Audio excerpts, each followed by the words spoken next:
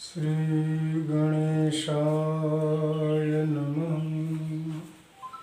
मां सरस्वत्यै नमः। श्री गुरुचरणकमलपादुकाभ्यो नमः। गंगा मैया की जय, बाबा विश्वनाथ की जय। ओम नमः गुरुभ्यो गुरुपादुकाभ्यो नमः परेभ्यः परपादुकाभ्यः। आचार्य सिद्धेश्वर पादुकाभ्यो नमो नमः। श्री गुरुपादुकाभ्यः। ऐंकार ह्रींकार रहस्ययुक्त श्रींकार गूढ़ार्थ महाविभूत्या ओंकार मर्मा प्रतिपादिनीभ्यां नमो नमः। श्री गुरुपादुकाभ्याम्। होमाग्निहोत्राग्निहविष्यहोत्री होमाद्रिसर्वाकृतिभासमानं यद्ब्रह्म तत्बोधवितारिणीभ्यां नमो नमः। श्री गुरुपादुकाभ्याम्। कामादिसर्पव्रजगारुडाभ्यां विवेकवैराग्यनिधिप्रदाभ्यां बोधप्रदाभ्यां द्रुतमोक्षदाभ्यां नमो नमः। श्री गुरुपादुकाभ्याम्। अनंत संसार समुद्रतार नौकायिताभ्यां स्थिरभक्तिदाभ्यां जाड्याधिसंशोषण वाडवाभ्यां नमो नमः। श्री गुरुपादुकाभ्याम्। हर हर महादेव। माँ गुरु की जय। आज की पवित्र वेला में हम परम पूज्यपाद अग्रेश्वर महाप्रभु सर्वेश्वरी स्वरूप सद्गुरु भगवान के पावन चरण कमलों में नमन करते हुए माँ की वंदना से प्रारंभ करेंगे। सर्वेश्वरी स्वरूप श्री सतगुरु जय माँ गुरु गुरु जय माँ गुरु। सर्वेश्वरी स्वरूप श्री सतगुरु जय माँ गुरु गुरु जय माँ गुरु। सर्वेश्वरी स्वरूप श्री सतगुरु जय माँ गुरु गुरु जय माँ गुरु। आश्रम के प्रवास के दिनों में एक बार परम पूज्य माँ गुरु सद्गुरु सरकार की आज्ञानुसार उनके साथ एक सहयात्री के रूप में बाई रोड आश्रम की कार के द्वारा उसमें एक बहुत ही बाबा के करीबी ड्राइवर थे विजय सिंह के वही गाड़ी चलाते थे बाबा की विशेष रूप से। तो बाबा को जाना था प्रतापगढ़ में एक एसपी या डीवाईएसपी थे, उनकी लड़की की शादी थी। थोड़ी देर के लिए बाबा को वहाँ 5-10 मिनट के लिए रुकना था। फिर उसी दिन उनको जाना था यहाँ लखनऊ में विधान परिषद के अध्यक्ष थे, उनके यहाँ कोई कार्यक्रम था, उसमें भी जाना था।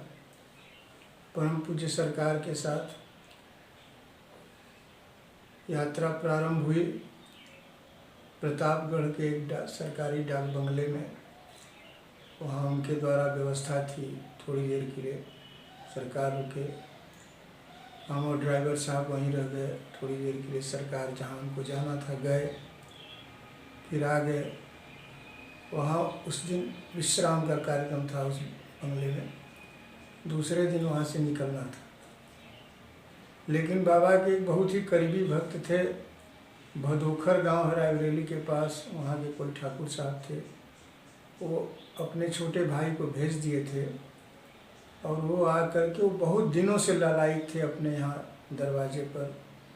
बाबा के बहुत अनन्य स्नेही थे, विद्यार्थी जीवन से ही, बाद में वो किसी इंटर कॉलेज के अध्यापक बने, संभवतः राजेंद्र सिंह नाम था उनका। वे जो है अपने भाई को भेजे थे। बाबा उनके अनुनय विनय से, बहुत दिनों से उनकी याचना थी, बाबा ने स्वीकार किया और मध्य रात्रि में ही करीब 9-10 बजे बाबा की गाड़ी निकल पड़ी। ठीक 12 बजे रात को उनके दरवाजे पर सरकार पहुँचे, अपनी गाड़ी से उतर रहे थे। उनके दरवाजे पर बहुत बैल, भैंस, गाय, पशु थे, देहात का गांव था और सारे पशु अकस्मात एक साथ अपने अपने बंधन को खोल लिए। कैसे? सारे बंधन मुक्त हो गए और सभी पशु एक साथ जैसे एक ओंकार की ध्वनि निकले, ऐसे सबके मुख से ओंकार की ध्वनि निकलने लगी। और जहाँ बाबा को ठहरना था, आसन लगाए थे, उसके आसपास सब एक तरह से दौड़ने लगे। पूरा गांव में हलचल हो गई कि यह क्या हुआ, यह क्या हुआ। वैसा अद्भुत और अचंभित दृश्य कोई कल्पना भी नहीं कर सकता था।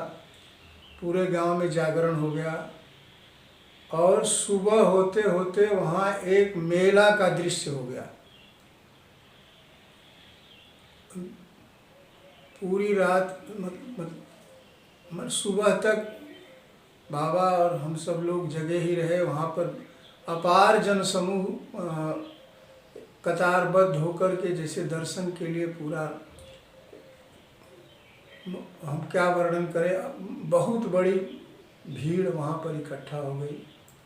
सवेरे सरकार वहाँ से गाड़ी से चले और वही जनसैलाब पीछे, कोई साइकिल, तमाम लोग साइकिल से, कुछ रिक्शा से, टांगा से, बैलगाड़ियाँ भी 2-4 दिखी, ट्रैक्टर भी दिखे, कार भी दिखी, मोटरसाइकिल भी बहुत सी। एक बहुत बड़ा जुलूस की तरह से बाबा की गाड़ी के पीछे चलता रहा। वहाँ से रायबरेली कुछ दूर है। रायबरेली के पास तक वहाँ बाबा गाड़ी एक जगह रुकवाए और एक छोटी सी पान दुकान थी, उस पान दुकान पर से केवल सादा पत्ता बाबा उठवाए और थोड़ा थोड़ा अपने हाथों से कुछ लोगों को दिए, कुछ अपने ही भक्तों को दे दिए कि आप लोग वितरित कर दीजिएगा। और उसके बाद लोगों को बहुत आश्वासन दिए। और वह दृश्य जैसे हम टीवी में देखते हैं, भगवान राम जब वनगमन कर रहे हैं और पूरी अयोध्या उनके पीछे चल रही है और सभी लोग के नेत्र सजल हैं, वैसा लगभग वैसा ही दृश्य हमने वहाँ देखा। और बड़ी मुश्किल से लोग वापस आ रहे थे। बाबा की गाड़ी आगे बढ़ी। एक जगह सई नदी की पुलिया है, वहीं पुलिया के पास बाबा कार रुकवा दिए और गाड़ी से उतरे। और 2-4 गाड़ियाँ पीछे बहुत मना करने के बाद भी लोग लगे थे, सबको वहीं रोक दिए।